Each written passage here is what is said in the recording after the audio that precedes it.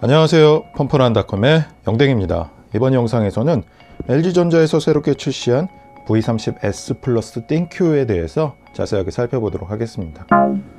사실 이게 인터넷에 스펙을 찾아보면 V30S 띵큐와 V30S 플러스 띵큐, 그 다음에 S가 붙지 않은 것, 플러스가 붙지 않은 것, 이렇게 총 4가지 모델로 구성되어 있는데 스펙은 거의 동일합니다. 동일하고 그 내장 메모리와 램의 차이가 있습니다. 4GB이냐 아니면 내장 메모리가 128이냐 256이냐 그런 차이가 있기 때문에 크게 차이가 있는 제품이라고 이야기하기는 어렵습니다. 그리고 이번에 발표된 V30S 띵큐, S 플러스 띵큐 같은 경우에는 기존 V30의 파생형 모델이라고 할 수 있는데, 띵큐라는 이름에서도 확인할 수 있듯이 인공지능 기능이 탑재되었습니다. 기존 V30에도 펌웨어 업데이트를 통해서 인공지능 기능이 추가되었기 때문에 새로운 제품이 출시되었다고 보기에는 약간 어려울 것 같습니다. 스펙을 간단하게 살펴보면 이 제품은 V30S 플러스 띵큐라는 제품인데, 퀄컴 스냅드래곤 835 프로세서와 6GB 램 그리고 256GB의 내장 메모리를 탑재했습니다. 내장 메모리는 상당히 넉넉한 편이고 하이엔드급이라고 할 수 있고, 프로세서도 한 세대 전 제품이긴 하지만 아직까지 성능이 부족하다고 할 수는 없습니다. 그렇지만 스냅드래곤 845 최신 규격이 아니기 때문에 최신 플래그십 스마트폰이라고 이야기하기는 약간 어려울 것 같습니다.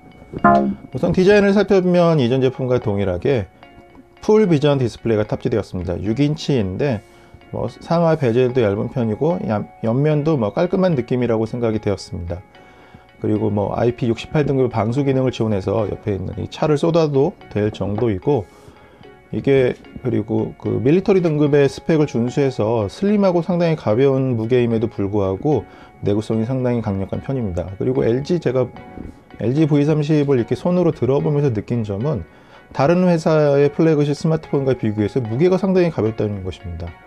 왜 이렇게 가벼울지 좀 의아할 정도로 LG V30S 플러스 띵큐 같은 경우는 상당히 가볍습니다.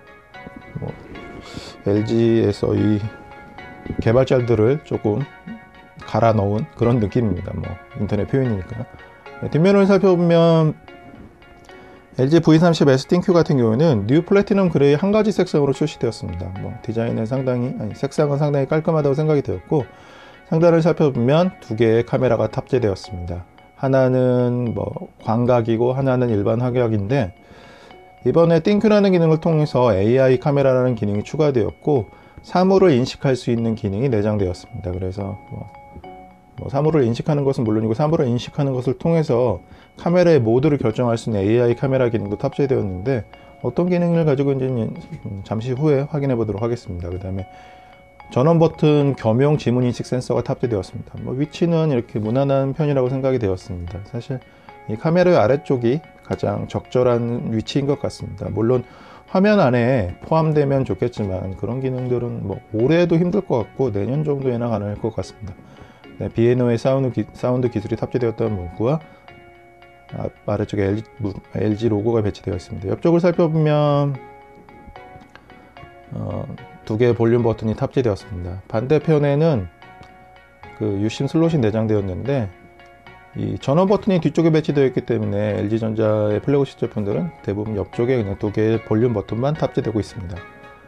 상단을 살펴보면 3.5mm 이어폰 커넥터가 탑재되었습니다. 사실 제조사들에서는 아마 3.5mm 이어폰 커넥터를 제고하고 자사의 무선 제품들을 판매하고 싶을 텐데, LG전자나 삼성전자에서는 아직까지 3.5mm 이어폰 커넥터를 유지하고 있습니다. 아래쪽을 살펴보면 USB Type-C 커넥터가 탑재되었습니다. 현재 차세대의 표준 규격이라고 할 수 있고, 이 커넥터를 방향에 상관없이 연결할 수 있다는 장점을 가지고 있습니다. 그 다음에 V30S 플러스 띵큐 같은 경우에는 OLED 디스플레이가 탑재되었습니다. OLED의 장점은 이 LCD와는 다르게 백라이트가 필요 없고, 이 소자를 개별적으로 켜고 끌 수 있습니다. 그래서 이렇게 AOD 기능이 탑재되었고, LG전자의 AOD 기능 중에 재밌는 부분은 이렇게 위쪽에 기능들을 제어할 수 있는 부분이 들어가 있다는 점입니다. 개인적으로 유용한 부분이라고 생각이 되었습니다. 그 다음에 이 LG전자의 그런 스마트폰의 재밌는 부분은 노크온 기능을 지원한다는 점입니다. 뭐 아이폰 X 같은 경우에도 화면을 눌러서 켤 수는 있는데 이렇게 두 번 눌러서 끌 수는 없습니다. 근데 노크온 기능은 개인적으로 상당히 편리하다고 생각하는 기능 중에 하나입니다. 홈 화면은 앱 서랍이 없는 형태로 제작이 되었고, 알림 화면을 살펴보면 하이파이 쿼드 덱이 포함되어 있는 것을 확인할 수 있습니다. 사실 LG V30 같은 경우에는 사운드 품질로 상당히 유명한 편입니다. 이게 이어폰을 꽂으면 이 쿼드 덱이 활성화되는데 별도의 DAP 혹은 MP3 플레이어를 구입하지 않아도 될 정도입니다. 특히 V30S 플러스 같은 경우에는 256GB 내장 메모리를 탑재하고 있기 때문에 고음질 음원들도 많이 저장할 수 있습니다. 저도 256GB 용량의 스마트폰을 사용하고 있는데 용량을 언제 채울 수 있을지 확인할 수 없을 정도로 좀 용량이 큰 편이라고 할 수 있습니다. 인터페이스들은 깔끔하고 이 퀄컴 스냅드래곤 835 프로세서가 현재까지도 플래그십에서로는 부족함이 없기 때문에 일반적인 기능들은 문제없이 사용할 수 있을 것으로 예상이 됩니다. 그 다음에 멀티 윈도우 기능을 지원합니다. 이 6인치 디스플레이 같은 경우에는 작다면 작고 크다면 큰데 이렇게 위쪽에 유튜브를 띄워놓고 밑에 웹 검색을 하든지 이런 멀티 윈도우 기능이 생각보다 유용합니다. 개인적으로는 상당히 좋은 기능이라고 생각하고 있습니다. 그 다음에 LG V30S 띵큐의 핵심 기능이라고 할 수 있는 부분은 카메라 기능입니다. 카메라 기능을 살펴보면 사진 크기를 결정해 줄 수 있는데 저는 개인적으로 4:3 비율로 사진을 촬영하는 것을 추천합니다. 왜냐하면 이게 최대 해상도로 촬영하기 때문에 어차피 18:9로 촬영을 해도 이게 크롭해서 보여주는 거기 때문에 4:3으로 찍고 나중에 18:9도 크롭해도 결과물에 큰 차이는 없습니다. 새롭게 추가된 기능들을 살펴보면 카메라에 Q 렌즈와 AI 카메라가 포함된 것을 확인할 수 있습니다. 우선 Q 렌즈 같은 경우에는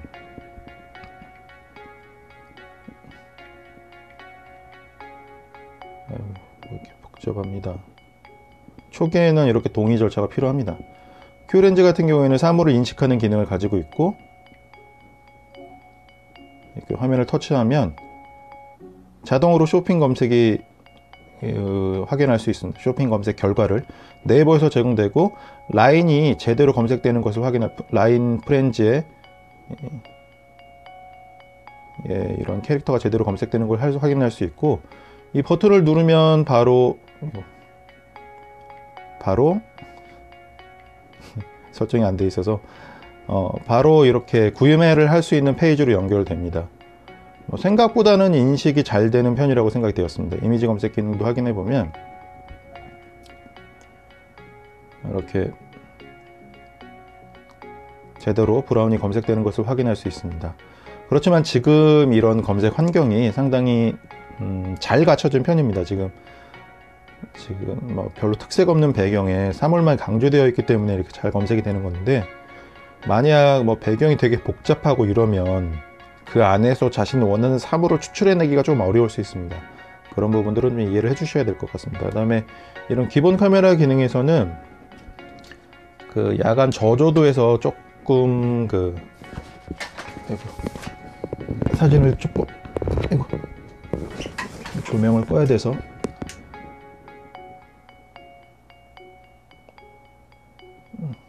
여기 보면 브라이트 카메라가 자동으로 활성화되는 것을 확인할 수 있습니다. 이 저조도에서 사진을 조금 더 잘 찍을 수 있도록 도와주는 역할을 하는데 생각보다 효과적인 편입니다. LG전자에서 이번에 카메라 기능이 좀 신경을 쓴 것 같습니다.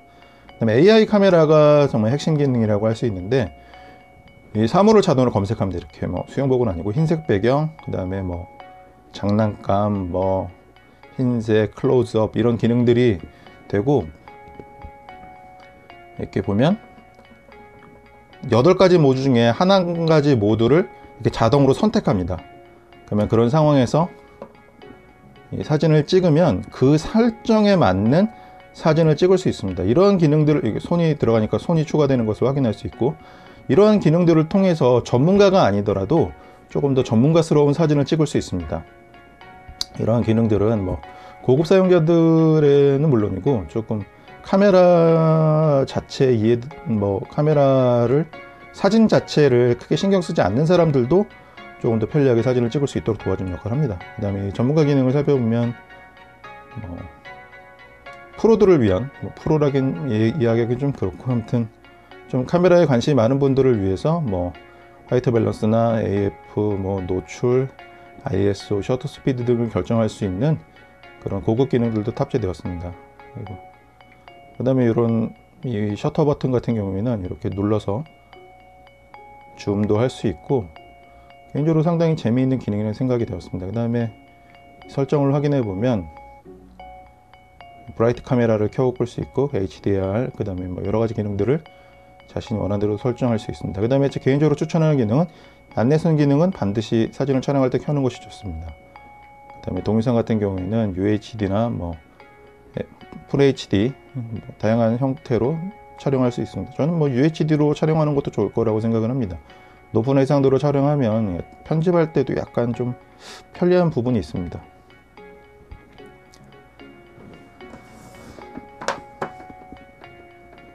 그 다음에 또 다른 인공지능 기능을 탑재해보면 큐보이스라고 할 수 있습니다. 이 큐보이스 같은 경우에는 애플의 시리나 삼성의 빅스비어 같은 기능이라고 할 수 있는데, 역시 다양한 기능들을 필요로 하기 때문에 권한을 요구하는 부분이 많습니다. 하이 LG, 구글 어시스턴트나 큐보이스 같은 경우에는 하이 LG 이런 식의 처음에 자기 목소리를 인식해주는 그런 절차가 필요합니다. 하이 LG. 다양한 기능들을 지원하는데, 하이 LG 전문가 모드로 사진 찍어줘.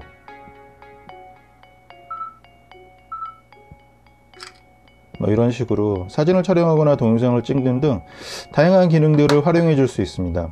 이게 사실 사람들이 많은 환경에서 이렇게 말로 하는 게 좀 창피할 수 있습니다. 그렇죠. 요즘에는 예전에 처음에 이런 기능이 나왔던 때에 비해서는 조금 더 쉽게 할 수 있게 되었습니다. 그리고 저는 알람을 설정하거나 이런 용도로 많이 사용하는데, 사실 화면을 터치하는 것보다 음성으로 하는 게 좀 더 편할 때도 있습니다. 그 다음에 구글 어시스턴트가 들어갔고, 이 구글 어시스턴트에는 LG전자 특화 명령어들이 좀 들어갔습니다. 그래서 이 구글 어시스턴트로도 오케이 구글,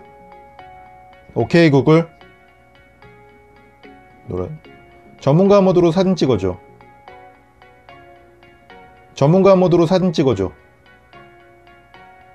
이런 식으로 이 LG전자 아이고 죄송합니다.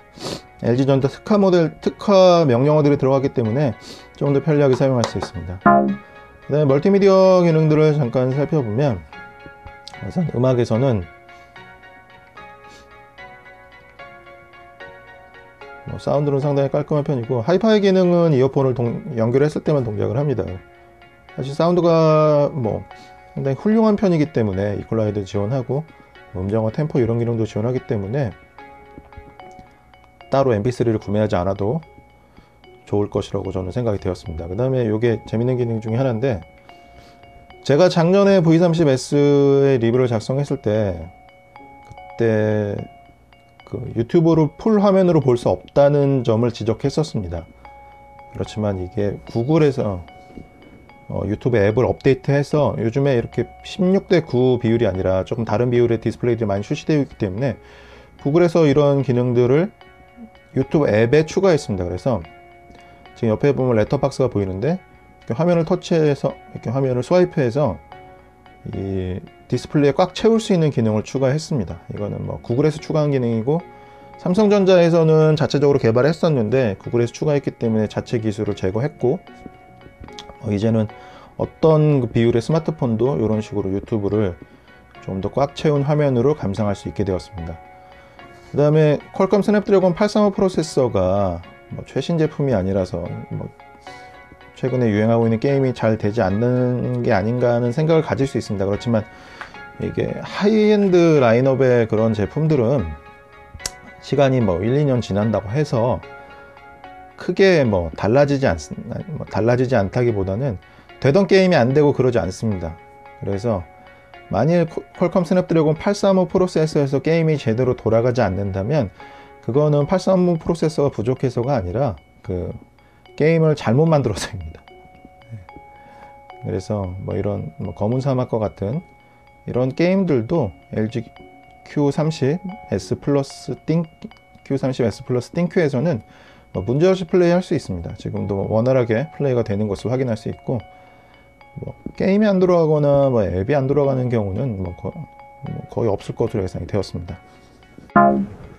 LG V30S 띵큐는 기존 V30의 띵큐라는 인공지능 기능을 추가한 스마트폰이라고 할 수 있습니다.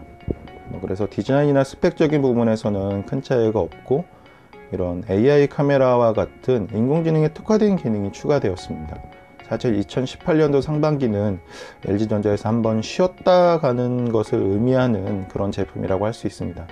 그렇지만 이런 AI 카메라 같은 경우에는 전문가가 아니더라도 전문가급 사진을 찍을 수 있도록 도와주는 기능이라고 생각이 되었고, Q렌즈도 나름대로 유용하다고 생각이 되었습니다. 그래서 사실 V30S 띵큐가 그 자체로서 의미를 가지는 스마트폰이라고 하기에는 약간 어렵지만, 이제 앞으로 출시될 LG G7과 같은 제품에서는 인공지능과 스마트폰을 조금 더 고도화해서 사용자들에게 조금 더 편의성을 줄 수 있다는 것을 약간 맛보기로 확인할 수 있는 그런 스마트폰이라고 저는 개인적으로 생각이 되었습니다.